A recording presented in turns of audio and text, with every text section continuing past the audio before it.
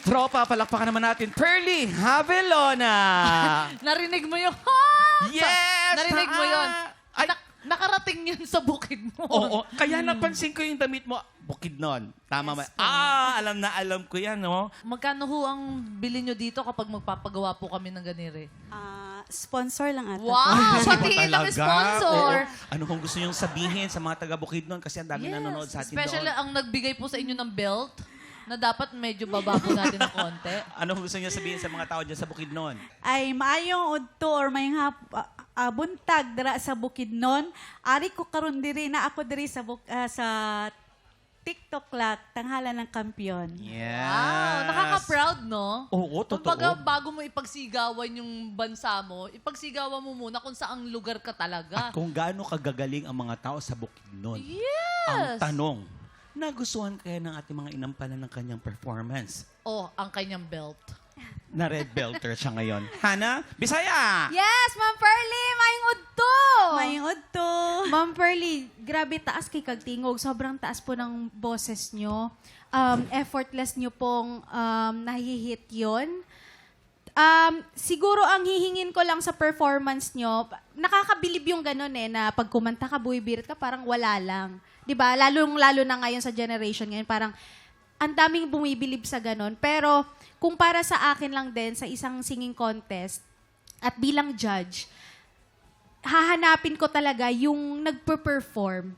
Yung kumakanta ng mataas na, alam mo, hindi naman siya nahihirapan, pero isa din sa turo kasi sa amin yun na artihan mo ng konti, dramahan mo na kunwari nahihirapan ka. Kasi parang isa din yon sa factor na mako-convince mo kami doon sa mensahe ng kanta na inaawit mo. So yun lang, ma'am, hindi ko na iisa-isahin dahil bahala na si Inampalan rin So, doon. ganun pala yun, no? Kailangan, kahit hindi mahirap yung kanta, kunwari nahihirapan. Oo, hindi ka lang singer, artista ka pa. Sa balat mo,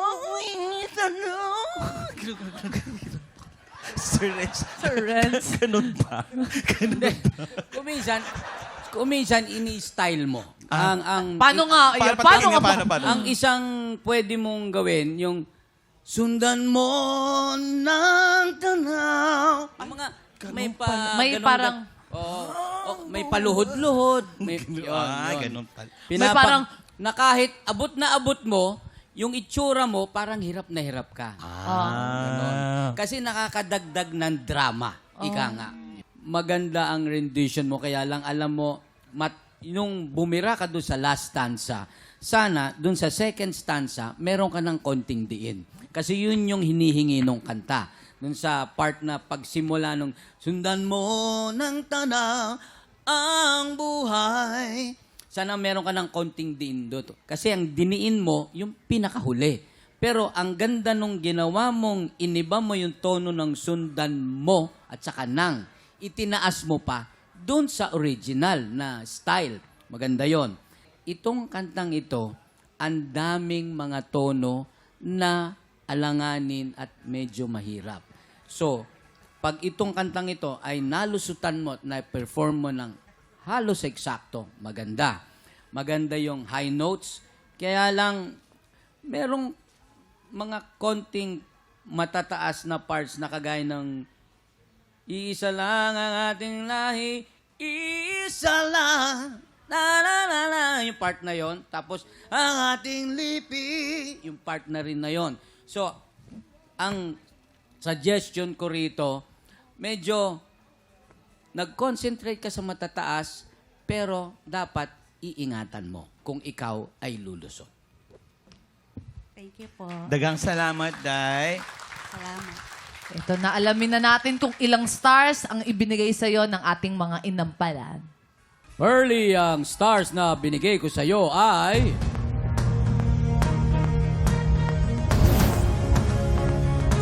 3 stars ang binigay ni Sir Renz. Daryl? Ma'am Pearly, ito naman po ang aking mga bituin para sa inyo.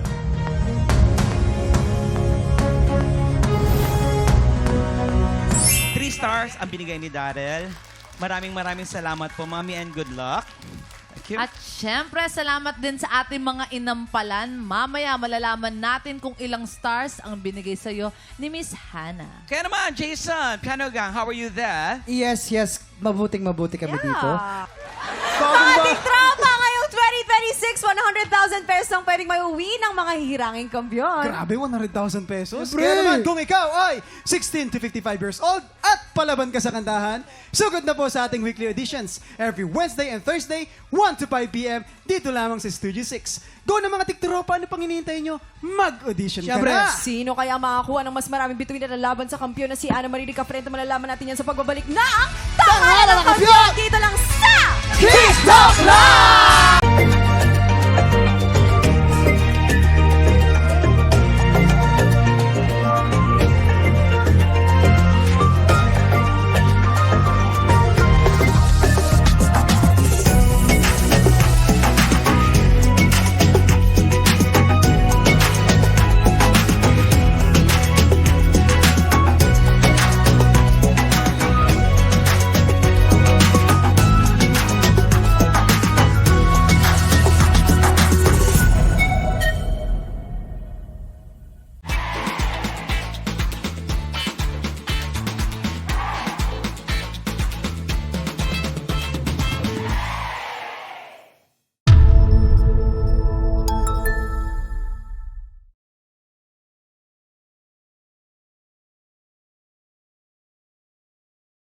Tiktropa, pinanood mo hanggang sa dulo itong video na to? Very good ka!